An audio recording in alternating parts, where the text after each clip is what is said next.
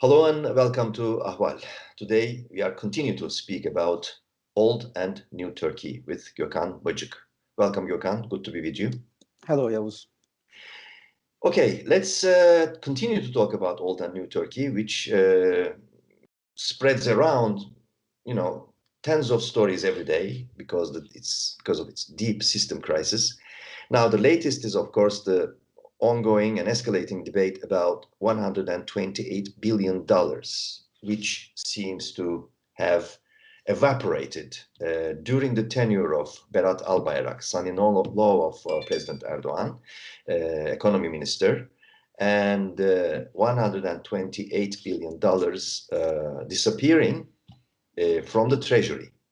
Turkish reserves are in minus now, and this question is a recurrent question which the main opposition party, CHP, adopted and raised to a campaign, a nationwide campaign through billboards, etc., etc. And this caused fury, perhaps fear, we don't know. But last night, today is 14th of April, the night of 13th of April, special forces, including the police and including special forces, raided local CHP offices and took down all these billboards or banners saying, where are $128 billion?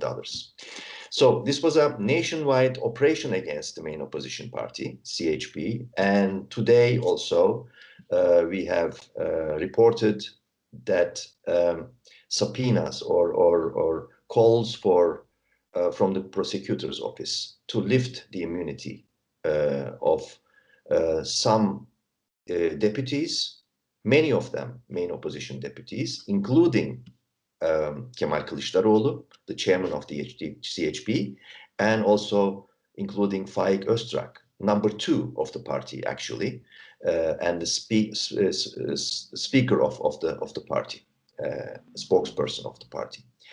And this, of course, raises the question, what is this debate about?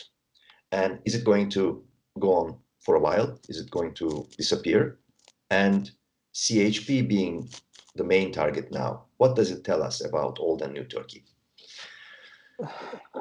I think this is yet another strong signal that what we have been observing about Turkey probably for more than 3 years, what we call as authoritarian process. Bir saniye. Şey oldu, dondu. Öyle Şimdi mi? bir nefes İnternet al. duruyor, sende de duruyor. Bir nefes al ve tekrar biraz Tamam, daha tempoyu çok az düşürerek de başla. Bekliyorum başlayınca.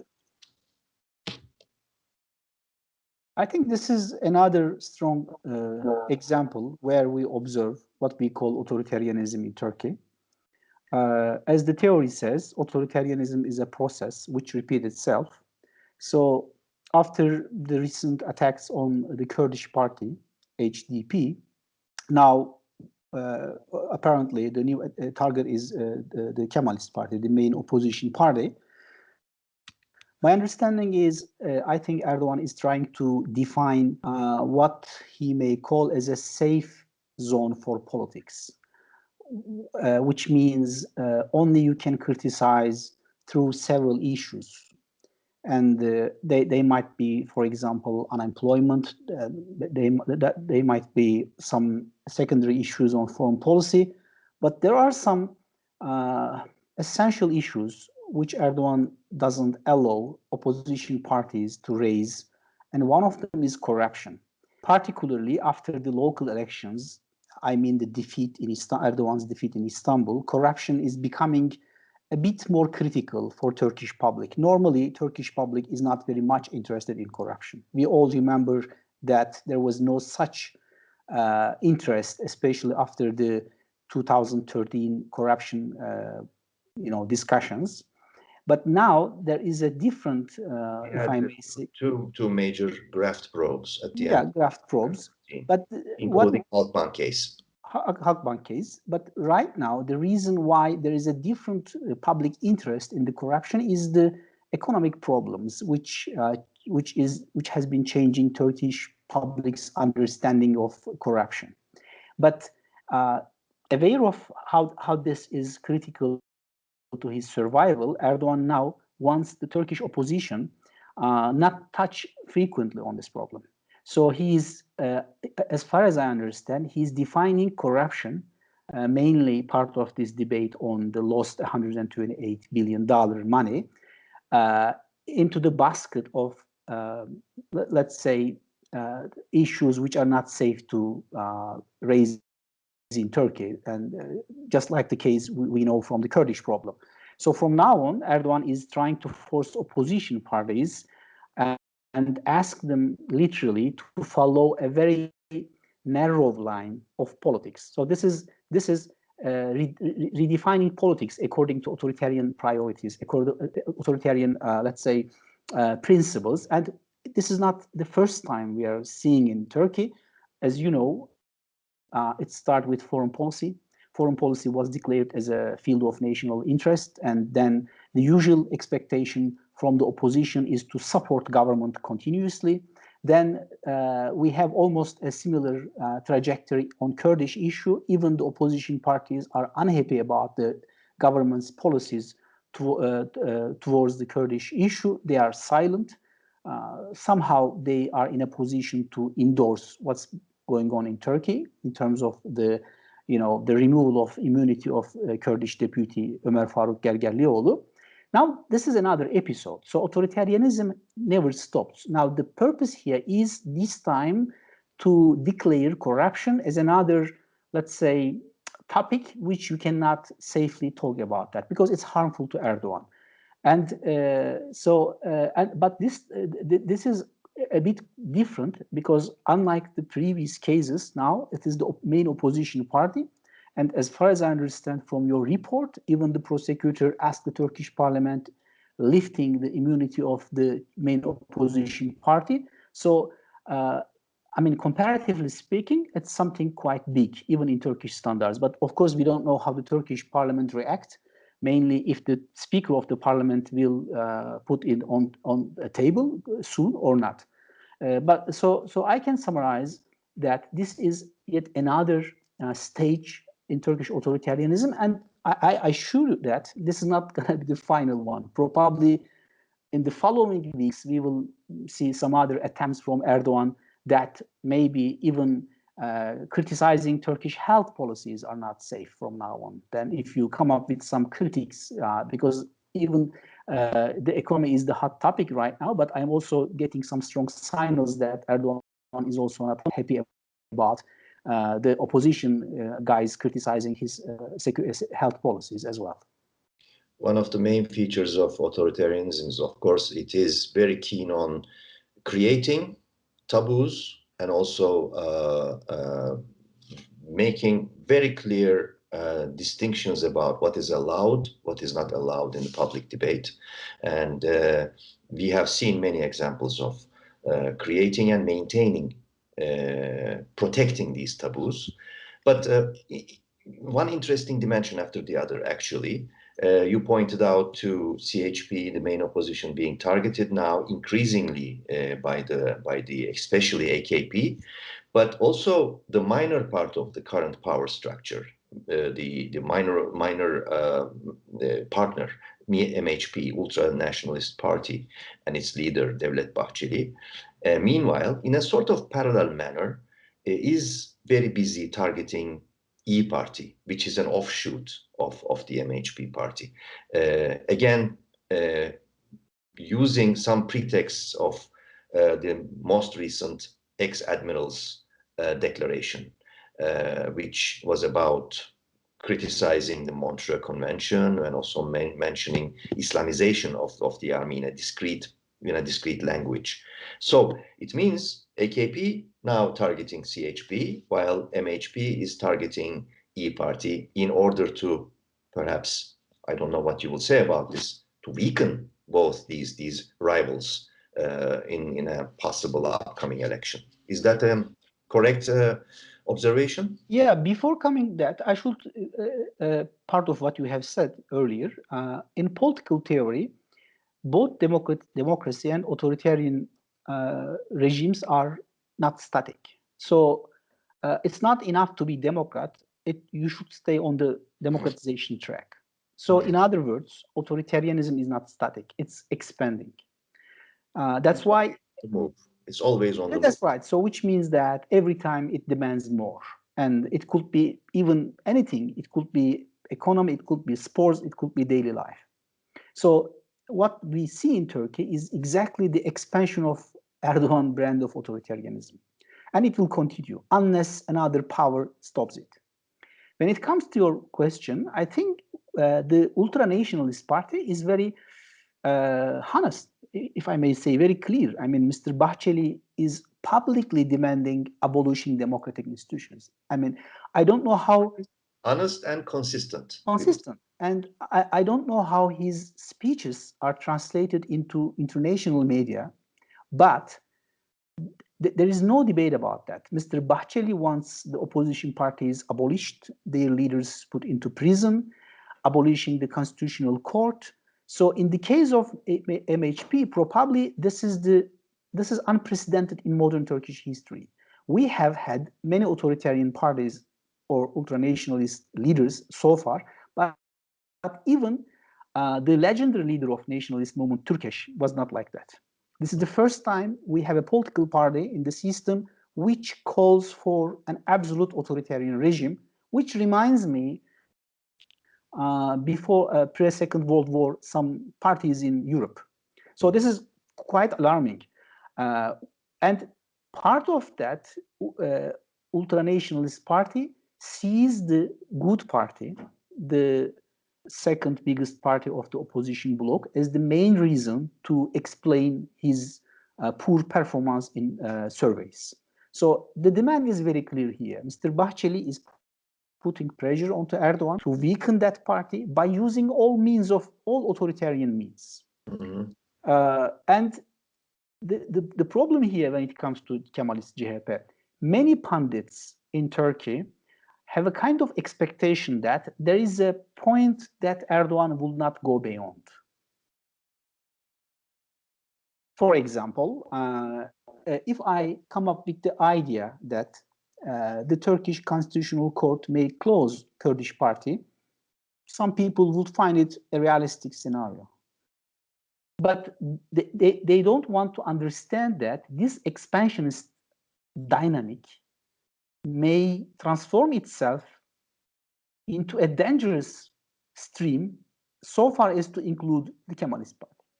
Maybe not like HDP, not closing a Kemalist party, but the point here is the only way for Erdoğan to survive is to increase the level of authoritarianism. So I wouldn't be surprised, and I should suggest people not to be surprised to see more authoritarian steps so far as to target CHP, CHP and the good party. Because there is a, if I may call it, wishful thinking in Turkish politics among experts, including international experts, that Erdoğan authoritarianism is a reality, but it will never go to the stage to a level so far as to directly attacking the main opposition party. I don't think that's a correct analysis of Turkish politics, so from that perspective, I find this quite big attempt to repeat. The prosecutor is asking the Turkish parliament to remove the immunity of the chief opposition leader. Maybe, I don't know if our audience are aware of that. According to Turkish constitution, chief opposition is an official position. It's a constitutional position. The Turkish constitution gives some additional rights to Turkish opposition, such as they have always a right to appeal to constitutional court. Mm-hmm. So I think Erdoğan is now trying to bring Turkey to a new stage of authoritarianism. And in this episode, we will see CHP as the new target. So far, Erdoğan used its authoritarian strategies or tactics against comparatively small opposition groups, such as intellectuals, such as the Kurdish party. But probably because of economic problems, because of some risks in terms of public support, it seems to me that Erdoğan is now convinced to directly handle the Kemalist opposition party by sheer authoritarian means. Now, of course, it's drama after drama, and another debate has been taking place for some time now about Montreux Convention, Kanal Istanbul, also the communique or manifesto, or whatever you may want to call it, by the ex-admirals. Not only that communique, but also a couple of others, one by ex-diplomats and one by ex-CHP parliamentarians, all mentioning Montreux Convention, Kanal Istanbul, with different formulations. But what happened was, of course, for our viewers to be reminded of, is that 10 ex-admirals were called for interrogation. They were arrested and kept there for some days and interrogated and released with conditions that they should not leave their neighborhoods or cities. 4 others also were called because they were more senior. They went by themselves, and all of them are now still targeted, subjected to further probe by the prosecutor. But of course, the drama is not over in terms of the debate about Montreux Convention and Kanal Istanbul, the Straits. Basically, when talking about these, one mentions, or one has Istanbul, Bosphorus in mind, and Kanal Istanbul is, of course, the one, a project connecting Black Sea to Marmara Sea. And there is also on the horizon a third canal connecting Marmara Sea through Dardanelles, Gallipoli to Aegean Sea. Anyhow, we will need to now hear your opinion and analysis about why this debate is so powerful, so persistent. What are the root causes and what are the reasons for this debate about Straits? I think the main reason behind Erdoğan's interest in Istanbul Canal is creating another rentier resource. Erdoğan has been ruling Turkey for more than 20 years, and he has been able to destroy anything he intends to. But the only thing he cannot dominate is economy. So it's mainly economy which stay as the independent dynamic against Erdoğan. And given the economic recession, particularly after the coronavirus global pandemic, Erdoğan is looking for a kind of a new strategy which keep mainly Qatari money to Turkey. And also they have some sort of expectation that given that the ships wait approximately 10 to 15 hours to pass through the Istanbul Straits, they may prefer a canal if they are offered a considerable price. So from economic perspective, Erdoğan needs another rentier project, because this is the way how he rules Turkey. Erdoğan has not transformed Turkey into an industrial society, high-tech society. If we analyze carefully what Turkey exports, we see that most of them are low technology products. And the reason why Turkey competes in some areas such as textile, they don't require high technology, plus employment is labor is very cheap in Turkey. And the second problem is maybe beyond Erdoğan, average Turkish citizen is not very well educated. So given that the Turkish economy depends on rent, even though Turkey is not an oil producing company, in that case, we should replace rent with construction. So having this uneducated labor market, and as a authoritarian Erdoğan, the resultant is inevitably depending on rent. So rent either comes from international credit booms by savings from other nations, or the construction. And in this case, Kanal Istanbul may trigger a kind of local market dynamism in Turkey, plus it may increase some money. It depends on the the intensity of the straits, because even its share, the straits share in global trade is not high, unlike, for example, Suez Canal. The number of ships uses Istanbul Straits is really high, around 50,000. But I think the main focus is before the fees that they are gonna planning to ask from the ships is creating a huge dynamism in the construction economy, because in the last particularly 6 years, Turkish investment sector is mostly state-oriented and based on construction. And what is meant by credit boom, mostly used by the construction companies. So, so given all these facts, aware of the economic limits, and Erdoğan finally realized that and does know very well that the only thing he cannot dominate is economy. I mean, he can destroy the institutions. He can, put the opposition guys into prison. He can imprison the intellectuals. But the only fact that has survived as a major problem, which weakens Erdoğan, is the economy. So he's looking for another rentier resource. It could be Canal Istanbul, it could be another canal, and basically construction sector, which would also allow Erdoğan to bring some money or keep bringing money from rentier countries like Qatar. And of course, this is the economic dimensions of it. I mean, by any accounts, I think we are speaking about nearly $500 billion project, including all the costs, etc. That remains to be seen how it will be developing. But there's also another political aspects of it. One is, of course, the domestic Turkish politics and Canal Istanbul discussions, and also as a follow-up, also foreign policy dimensions, because I think what the ex-admirals or ex-diplomats or ex-deputies had in mind was basically the foreign policy dimensions of it. There was no mention whatsoever of the environmental concerns or ecological balance concerns or anything, or corruption concerns, etc. in these communiques, which is also telling about how narrow minded the Turkish public debate is. But that aside, I think it is important to hear your voice about how it plays out on the domestic politics and also foreign policy.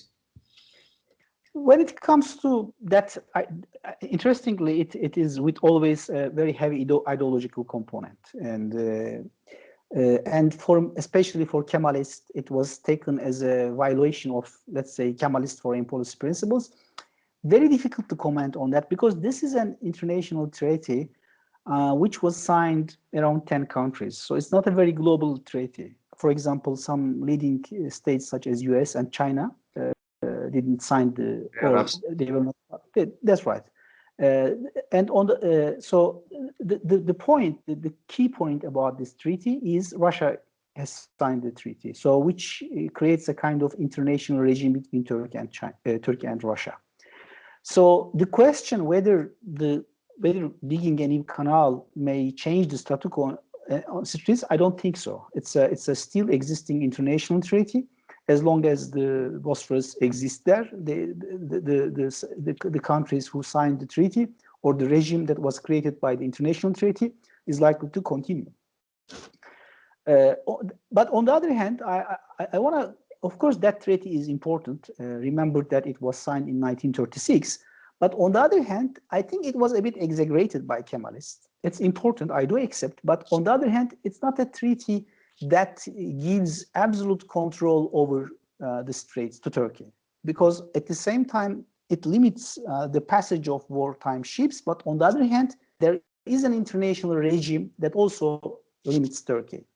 So that's why the principle of the free passage through the straits is the main regime created by the treaty. So I think, I mean, criticizing Montreux is not realistic, but maybe we should have a much more realistic understanding about that, because the Kemalist way of let's say, presenting the Montreux Convention as if it was a kind of miracle, I don't think it's also realistic interpretation. There are some interesting points which helps Turkey so far. But on the other hand, as I said, it limits Turkey's ability over straits, which is very difficult to change, given that there are some other states and like Russia, and probably since 1960, we have some interesting incidents, and Americans sent some military ships into Black Sea, and there were some tense situations between Turkey and Russia. So what I'm telling them, was simply, even it's a treaty, it's signed by a number of states, and in times of crisis, not the treaty, but mostly balance of power decides the fate of the regime of the straits. So in times of deep tensions, you don't never expect great powers such as US and Russia will be caring a lot about that. So from that perspective, I really don't. So from that perspective, I'm not suggesting criticizing the Montreux Treaty, but I don't understand how the Kemalists link it to domestic politics. So I don't catch the logic over there. I mean, if that is because it's a kind of insight warning the Turkish leaders not to change status quo, which might be easy for them to have equal chance to create a better one, I can understand that. But from a pure Kemalist perspective, I don't think the logic, because there is the new tendency, especially among Kemalists, to mix everything with Kemalist ideology. So no matter what we are discussing, they come up with an idea. There's a kind of dimension of Kemalist dimension, which might be a bit problematic. So from that perspective, I can understand that it might be risky for Turkey to voicing the idea of revising Montreux. It's very risky. I do understand that,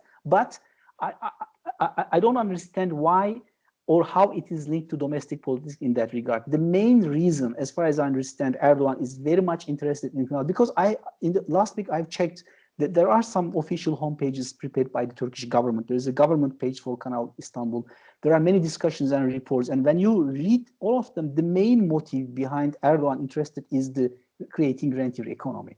And if he succeeds to dig a canal in Istanbul, he expects this may give him another 3 or 4 years economic activity, maybe especially facing any elections and so forth. Maybe another final point about foreign policy. This canal discussions, part of the ex-admiral's declaration, coincided with the debate, the typical debate in Turkish foreign policy, whether Turkey is interested in American side or the Russian side. It is still early to comment on that, but reading what Erdoğan said so far, I think Erdoğan is more than ready to embrace a pro-American stance on that. The reason is Erdoğan is not a new actor in international system. He's been a guy in this game for more than 20 years, and he knows that his decisions will generate some costs, but Turkey will never be isolated like Iran. So in his thinking of international system, he knows very well that no matter how he behaves, how he make radical shifts, Turkey will never be punished, just like or isolated like Iran. So he doesn't care a lot about that. So he made, and based on that calculation, his idealistic scenario is to use that problems to get a new rapprochement with US, because Erdoğan is now convinced that neither Russia nor any Western country, the US or the European Union, there are some costs, as I said, there will be some costs, but neither of them will push for an international agenda to isolate Turkey. It's not likely. So given that mixed calculations, what I feel, of course, this might be a wrong or early comment, but what I get is Erdoğan fixed the European problem in his mind. Okay, Europe is no longer a problem. Now there is the Biden, which is more likely to affect domestic politics because of Halkbank, because of corruption, because of many other stuff compared with Russia. Then he may prefer a kind of rapprochement with Biden. And we are waiting about that, because it's been almost 100 days Biden is in office. And the Biden administration has been repeating this aggressive narrative, but so far it's still a narrative. We have not seen any very serious, concrete reaction. No action. Yes. That's right. So the question is, narrative discourse is critical in international relations, but the things happen on the ground. And recently, we are informed that the talks on Afghanistan is to take place in Istanbul, which is critical because Biden administration wants to present it as a kind of huge gain, demilitarization of Afghanistan, withdrawal from Afghanistan. Then it may create new dynamics between US and Erdoğan administration as well. So, but I'm not sure if these discussions on Montreux has a lot of potential to affect that dynamics. I don't think it has that potential. In that regard, we shouldn't underestimate the fact that the Turkish public, including intellectuals, have a natural habit to exaggerate things about Turkey. So, I mean, Montreux is not the most important treaty. Bosphorus is not the most important treaty. I mean, just to remind the Suez Channel, we have been informed because of the traffic jam of Evergreen, learned that its share in global trade is around 8 or 7%, the global trade, and you never have such a big numbers when it comes to Bosphorus trades. So, and that's why, if anything, there is any debate about Turkish domestic politics, then we have these high opinions that America is very much interested. I don't think so. But to conclude here, I think Erdoğan is more than ready for a rapprochement with US, another pragmatic rapprochement, just like he has managed with the European Union. In conclusion, I think he is keen on hitting two birds with one stone. One is on the foreign policy, again, continuing to play on the geopolitical dimensions of what Turkey means in international politics, and thereof indispensability of his administration in the eyes of the international major players, and making them thus dependent on what his administration is to do. And domestically speaking, through rentier economy, as you mentioned, as far as I understand, he's making the electorate dependent on his continuity of and survivability of his administration. I think that is his sort of synchronized double game that we see in the current. Globally speaking, we shouldn't underestimate how Islamists are successful in rent generating. The very nature of Islamism is about rent generation. It's the same in Malaysia. So even in that sense, the Kemalists cannot use such a strong economic narrative to persuade people. To challenge that. So they are very successful. That's right. So they are successful. They know how to generate rent from people.